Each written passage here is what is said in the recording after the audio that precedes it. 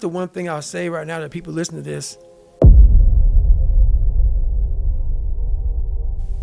a real person, a real alpha, a real go-getter, they ain't saying shit about nobody. Correct. That's why you will never, ever hear me dropping somebody's name, running my mouth about somebody. I don't know what you went through. I don't know what you're going through. I didn't wear the shoes you wore when you were a kid. I didn't grow up in your up house. I didn't have your up family. I don't know shit about you. So guess what I do? Shut the up. Because real men don't say shit. Because first of all, we're too busy trying to grind and be better. Correct. Second of all, unless we know what we know, we shut our mouths. Mm-hmm. But nowadays, there's not many real men who live by that creed of like, you know, if you're on social media running your mouth and shit, you're just a Correct. You're honestly, and that's not me trying to be some after school special shit. You really are a Real men ain't doing it. Real men don't care about that gossipy bullshit. Get to work, man. So attacking is not like, oh, I want to win this or win that or be the best. The best is I'm running against myself and everything I do, and that's what I attack. I attack myself. I'm always questioning myself. I'm always holding myself accountable. The motivation when people are losing, all these people who come out here and talk about how great they are, and I see it all the time, it makes me sick, man. Get real with yourself. People cannot relate to you, man. You are unrelatable. When you come out here and say, hey, man, I'm the baddest to ever live. Okay, great. Well, what am I gonna learn from you? You learn from people who are willing to tell you, this is where I started from. This is how much I fell on my ass. This is how bad I used to really be. I still have those moments because why? You're human. We're all jacked up, man. We're all jacked up. And that's what makes my story relatable. I'm willing to let you in to see I'm decently successful now. But I didn't come out like this, man. I didn't come out. That's the story, is you have to give people just a little bit of hope. There's no hope when they just see greatness in you everywhere. You have to be able to get yourself down to a level of check it out, man. There's hope for you. That's what I'm trying to give you. Just a little bit. You know what I'm thinking about right now? I got to wake up tomorrow and do the same shit again. I got to leave this interview and go stretch out for 2.5 hours. I hate that shit. I'm constantly callousing over my victim's mentality that I once had growing up. Every day you have to do this shit. Because why? When you stop doing it, you don't just maintain it. If you stop shooting a gun, you're not going to be a great shot if you pick a gun up a year from now. The only way to keep from getting rusty is to constantly oil that machine. The machine is this. You got to keep challenging it every day. So I started learning that if you start to change your mindset versus it being like, oh my God, this sucks. I became a professional bud student. So I wasn't going to leave until I graduated. So I started realizing if this is my home, this is what I am, I had to always reset the bar. I had to reset my new norm. There always had to be a new norm. So one thing we don't do is we don't have a new norm. My new norm is you get up every morning at 4 o'clock and you suffer. This is your new norm. That became my new life. Most people want to get out of it. I said, no, this is your new life. This is who you are. Your new norm is you wake up and you suffer. And I started realizing if that's my mentality, this shit ain't hard anymore. Right. Your new norm is you wake up, you get in the cold water, you're gonna be here till the shit's done. Whenever they say you're out, you get out. So my new norm, so I do that now today. My new norm now is if I'm doing a 200-mile run, your new norm now, man, is you are doing 200 fucking miles. The Roger that mentality. That's it, man. You have to learn, what do you want in your life? We have so much influence coming at us that we are so lost. We don't know what we want to do because we don't spend enough time with ourselves. You have to learn to shut off a phone, shut off a computer, shut off a TV. And it's okay to sit in a room by yourself in a chair and just think about you, where I want to be, where do I see myself tomorrow, the next year from that. And it takes a lot of self-discipline to be able to do that nowadays because you want to be so attached to everything. You want to be so caught up with the world The world's moving too fast. The world's moving so fast that you're trying to keep up to the point where you lose yourself in the world. So you have to take that time and go to that dark place in your mind and discover who you are. The mental aspect, everything in my life. So I had a learning disability, as I talked about. My physical gave me the self-discipline, and that literally has carried me over to, I can sit down and study what may take some people an hour to study. I have to sit down for maybe 10 hours to learn the same.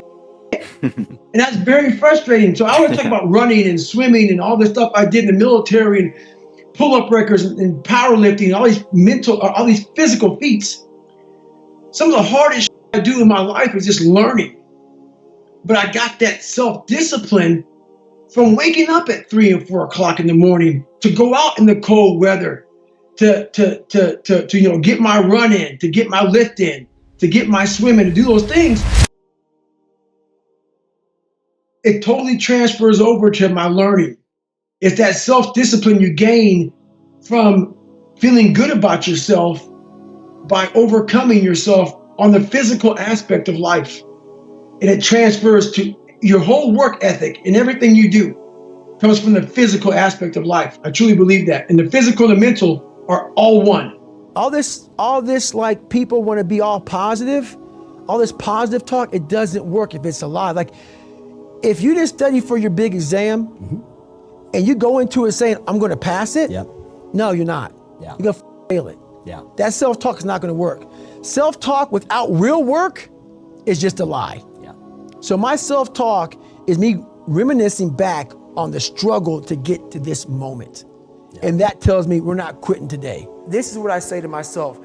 Self-talk and visualization are the two keys to my success. Just shut up and let me enjoy this pain. I don't want anything to numb it. I don't want anything right now. Because what I had done was I just, in my mind, and people will take this wrong and take it as wrong as you want to, I don't really care. I had just climbed a mental wall that was amazing. And I didn't want anybody to take that pain away from me. I never want to feel it again. But what it did was it showed me what is possible. And that's what set the new stage for me. That's when I realized, oh man, I've really been underachieving my entire life. But the biggest key to success in anything you do is you got to have an unlimited supply of you. This drive and passion, and it may come from nothing. Like for me, there was no passion, no drive, no nothing. But I had this fire that I'm going to be somebody. And it has to be there because on all those bad days and all those days you don't want to do shit, you have to be your own motivator, your own coach, your own trainer, your own everything. So to do that, you have to come into work, and work is whatever your work may be, ready to go. And what that means is you may have failed miserably yesterday, but you come to work like, people are like, man, you just lost everything. How the hell are you this damn motivated? Because this is what it takes. This is what it takes. And you got to get it from wherever you can. Whether you make up this illusion of your life or this false reality that gets you motivated, whatever gets you motivated, it's got to be here at the tip of your brain at all times. Because in those dark moments, you got to pull it out. So that's the big thing for me, man. I was always fired up at all times. How am I going to respect you? So you have to be a hard worker, period, dot. You got to work your ass off. That's where I gain respect for you. So if you're working hard every day, now you have an opinion in my eyes. But if you're just a guy who talks shit and you live this life of talking shit, come on, dude. I understand one thing. You're just talking shit. But if I see you every day of your life trying to be better, every day going through all the wickets to be better, you got my attention. I respect you now. So respect is the first thing. I was to tell this young man or woman that the only way I believe, and this is just my experience in life, the only way you're ever going to get to the other side of this journey is you have got to suffer to grow. To grow, you must suffer. And some people will get it and some people won't. But they have to see what their journey is to start their journey. Several people live to be 100 years old and they have great lives and they have great kids. Their kids go to college and all sorts of stuff. But somewhere in their life, there was a point where they had a decision to make. They can go left or right on this path. Left was the easy route. Right was the hard route. A lot of people take the easy route. And they had a good life that way, but the better life was going to the right side. And you may have 20 years of pain and suffering to get past it, but a lot of us die never truly starting our journey.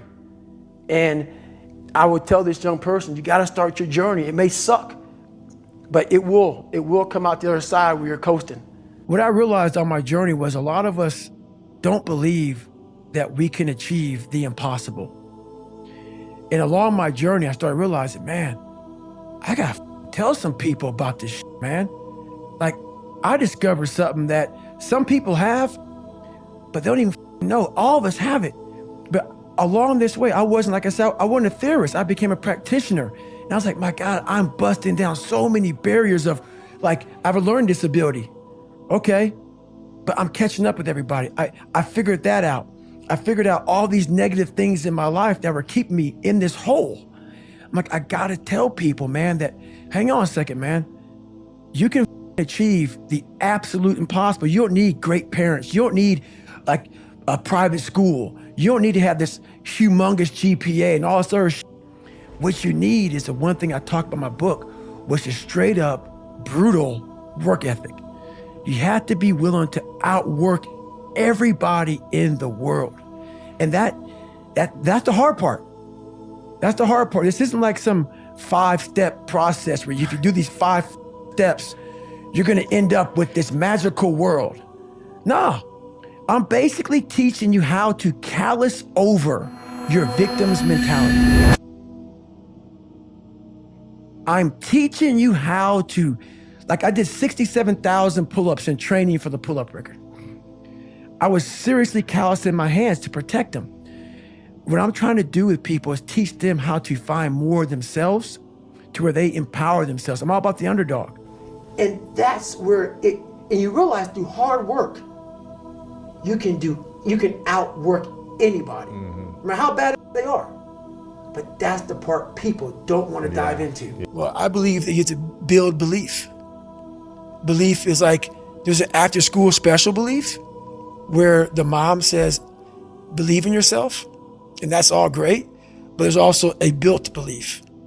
And the built belief is one where you are constantly, like for me, I came from a bad place.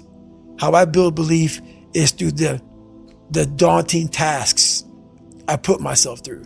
So that's proof positive that I can. So it correlates.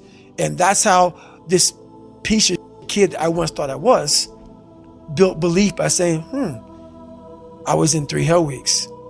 I went to Ranger School. I tried out for Delta Selection. Undeniable stack of proof. That is proof. So whenever you think you can't, the confidence comes from the thing that you built. You must build belief. You must build confidence. It can't be like, hey, I'm gonna go knock that shit out. You gotta look over here and say, I can knock it out. It's belief, and it's built on what you put in to yourself. So you want to be normal. So you just want to be like everybody else that roams the world, not knowing the power that's in them, being fine with being mediocre. You want to go back to who you were, huh, David? I'm like, that, man. And you have that conversation with yourself every day?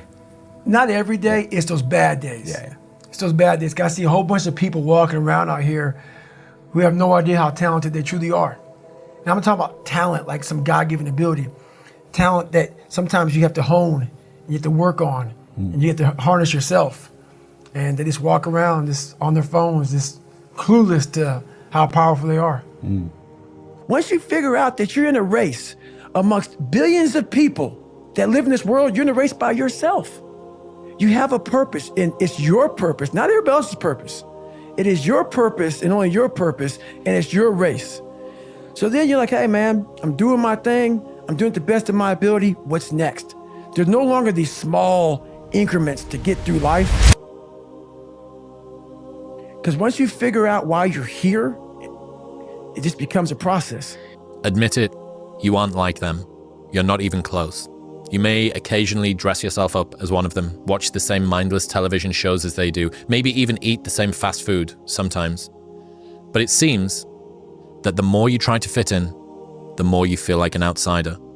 Watching normal people as they go about their automatic existences.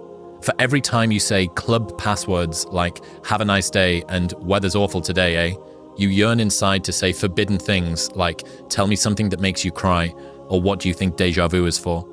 Face it, you even want to talk to that girl in the elevator. But what if that girl in the elevator and the balding man who walks past your cubicle at work are thinking the same thing? Who knows what you might learn from taking a chance on a conversation with a stranger? Everybody carries a piece of the puzzle. Nobody comes into your life by mere coincidence. Trust your instincts, do the unexpected, find the others. A lot of self-work can be summarized into thoughts aren't true, feelings don't require actions, things aren't good or bad, they just are. Our greatest enemy is ignorance. To change your life, change your surroundings. Our actions, not our pasts, define who we are. Always stick to what makes you weird, odd, strange, different. That's your source of power, which is similar to occupy your niche. Embrace your strangeness, identify what makes you different, fuse those things together and become an anomaly. Do you think that the most successful people in the world became successful and then got disciplined? Or do you think that they became disciplined and then got successful? Yeah, obviously the latter, yeah. Correct. Self-belief is overrated. I prefer evidence. One little step. Okay, can I do this thing? Yes, I can. Can I do this thing? Yes, I can. I was riddled with so much uncertainty and self-doubt, especially throughout my 20s, even though I'd ostensibly achieved some success, which made the self-doubt feel even more shameful, right? Because I didn't even have the rampant poverty and like, you know, despondent lifestyle. I had something outwardly that looked like it was sorted, but inwardly felt like I was chronically unconfident of myself. And yeah, that you can really, really break through a lack of confidence by just doing tiny, tiny little things and keeping promises to yourself. And over time, Rogan calls it layers of paint. So each time you just one layer of paint, one layer of paint. And it's so gossamer thin that you never even see it. But then when you turn around after a long enough time, you go, fuck yeah, that's a big pile of paint. And then it's a mountain.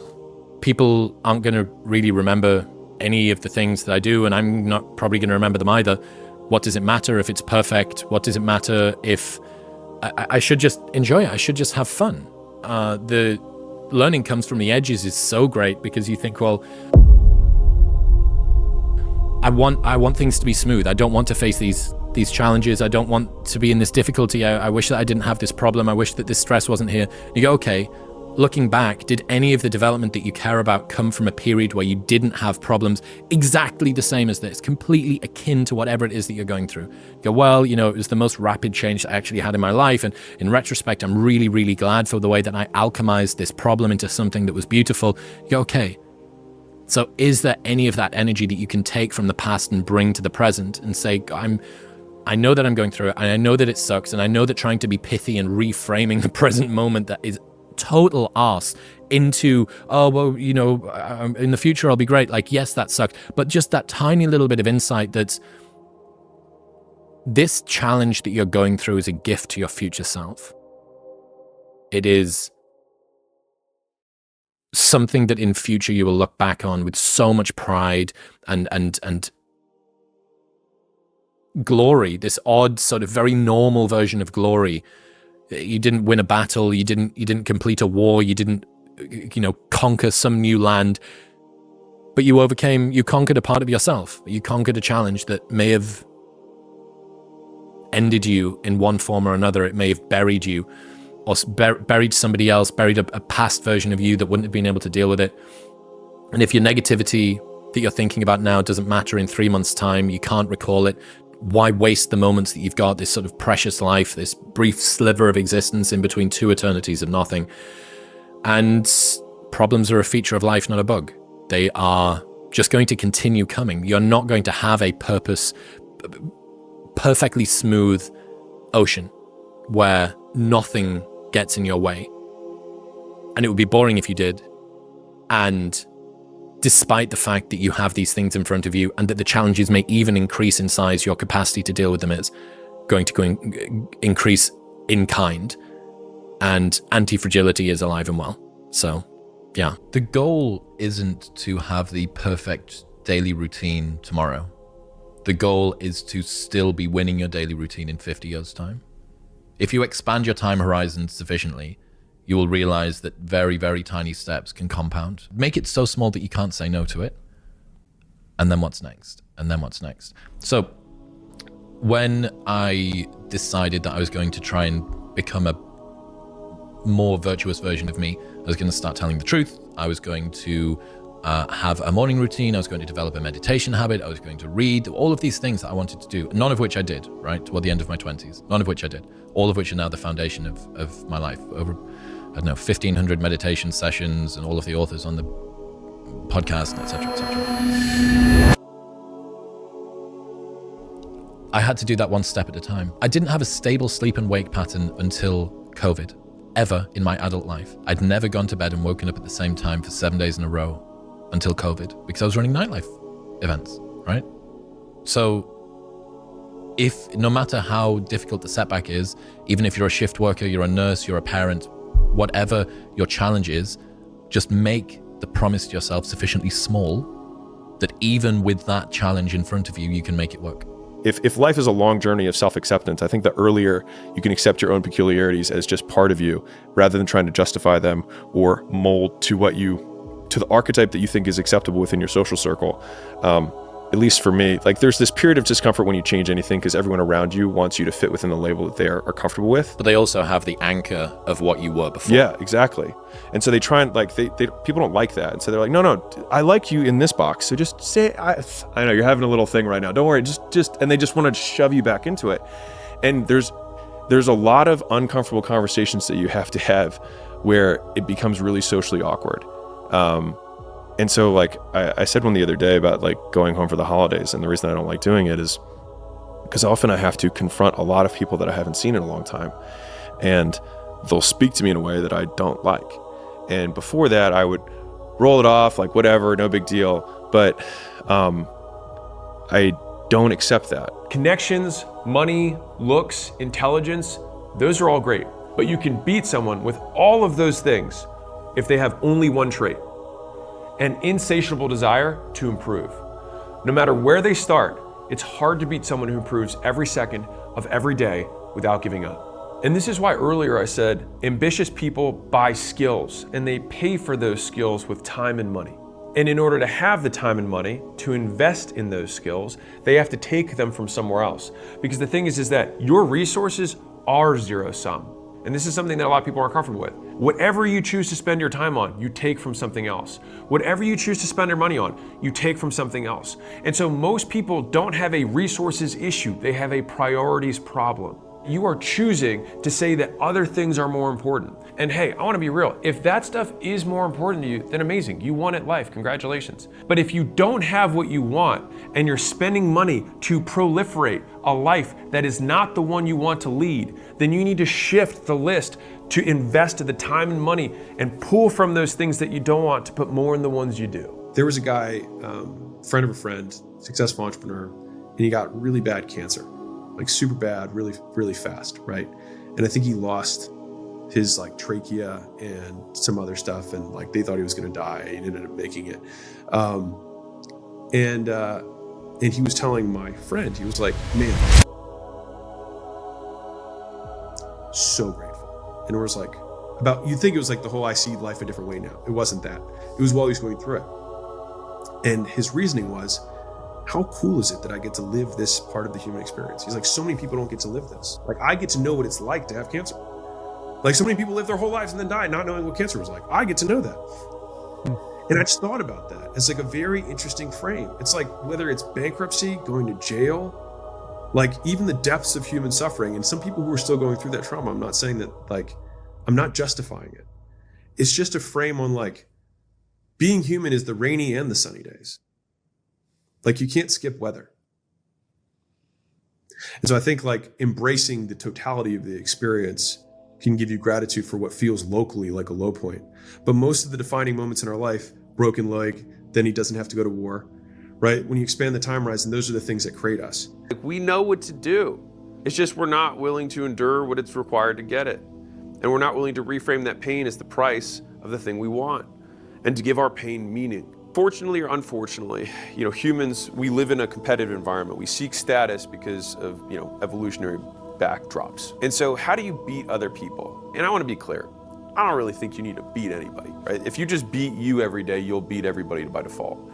And I think that you'll get to the end of the race and realize no one else is really racing anyways. We live inside of prisons of our own making based on our belief system. And so if you want to change your life, you have to change your belief system. Belief system is just a different way of saying things that you know or believe to be true. These are just the facts that you live on. Now, the thing is we can't double check every single thing that we believe because we can't. It would take too long, right? As a human being, every single thing you had to fact check. So the vast majority of the things that we believe and take as true were just given to us by other people. It's what I find very interesting about this is that we are so hesitant to question our beliefs when in reality, almost none of our beliefs are our own. They're not yours. They're someone else's. What actions I'm willing to take despite the judgment of others.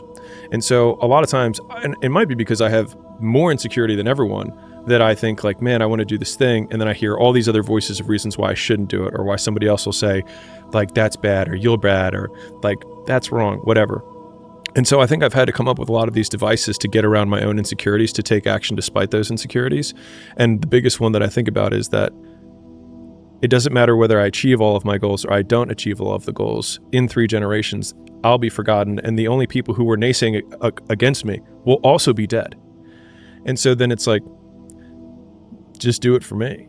And then when I wake up every day, there's only one voice I have to listen to. Most goals are attainable if you expand the time horizon, even enormous ones. Like you can do anything in 10 years. You could walk to the moon. There you go. You can do anything. And so for me, I would say a naturally impatient person. Like I tend to want things immediately now. And you know what? You probably are too. But once I defined patience as figuring out what to do in the meantime, it allowed me to control what I did. Because now, like you and I are being patient for your stock investments. Right now, as we're on this podcast, we're being patient for that because we're doing things in the meantime. And so whenever I felt impatient and wanted to change course, I had to just redefine what do I need to do today. And if you are sad and impatient, then it means that right now you need to learn what the option is that you need to go pursue. And then that makes it very much under your control. And so step by step, each of these emotions over time, I spent a lot of time trying to define them out so that they no longer control me and I know how to solve them. And then now it just becomes a faster and faster muscle. Like, oh, I feel anxiety. That means that I have many options, that I don't have priorities. Okay, what's my priority? And then all of a sudden, what used to take days of anxiety and feeling this, frog in my throat was just, oh, I need to make a list of all the things that I'm looking at. Which one's the most important? Ignore the rest. And then, The more memories you have of hardship that you've been through, the more it stacks, the more it becomes a trait, the more it becomes ingrained in your behavior, and the more it takes to shake you because you're like, well, this is my baseline. This isn't even close. It doesn't even register on my scale of something that's an inconvenience. We've all met that person where like if a call gets moved or a dinner plate is late, it's like a nuclear bomb went off, right? It's like, well, what's the opposite of that? Like, what's the person who like, it doesn't matter if a nuclear bomb went off, but all you see is a straight line, completely undisturbed by the things that are going around them. Because you can beat 99% of people without being smarter or luckier, but by being willing to endure pain and uncertainty for longer. It's hard for you, it's hard for everyone else. And most people avoid hard things, which is why you can beat most people by just trying and continuing to try. And the main thing is that I think most people don't even know what trying feels like. when the pain of staying the same is greater than the pain of change. And I think pain moves people far, far more effectively than pleasure does. Like the easy way to prove it is like point a gun at someone's head and you have absolute compliance and they will do what they need to do, right? Automatically, just like that. Like death is the great motivator and the gun just reminds you. And so I think that if you can create the figurative gun to your head of the pain that you're experiencing, and then I'm a big fan of future casting out negative scenarios. So people talk about like positive visualization. I prefer a negative visualization, which is, what if I keep doing what I'm currently doing for the next 10 years? What will my life look like then? That usually takes my current pain and then just magnifies it. And then that allows me to get my action threshold high enough that it goes over the edge so that I can take that first move.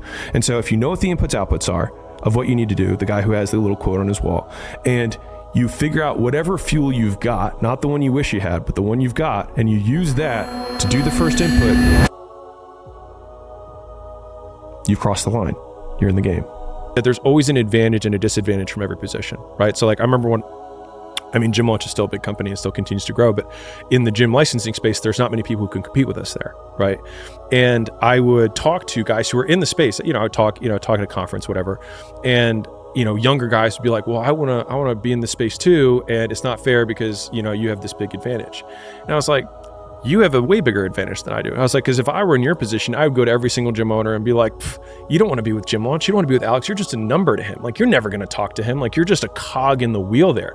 With me, you're going to get my personalized attention. There is just some employee down the chain that's following some process, right? I was like, but on the flip side, if I'm talking to that same gym owner, then I'm going to say, you don't want to talk to Jimmy. He lives in his mom's basement. He has no proof that he's good at what he's at. The reason that we're number one in the space is because we've done it so many times, and we have a system that we know that if you go on this side, you will get this result on the outside. I was like, there's always a position and there's always an advantage. I was like, you just have to play the one you've got. And most people just look at what everyone else's advantage is and don't think, which one do I have?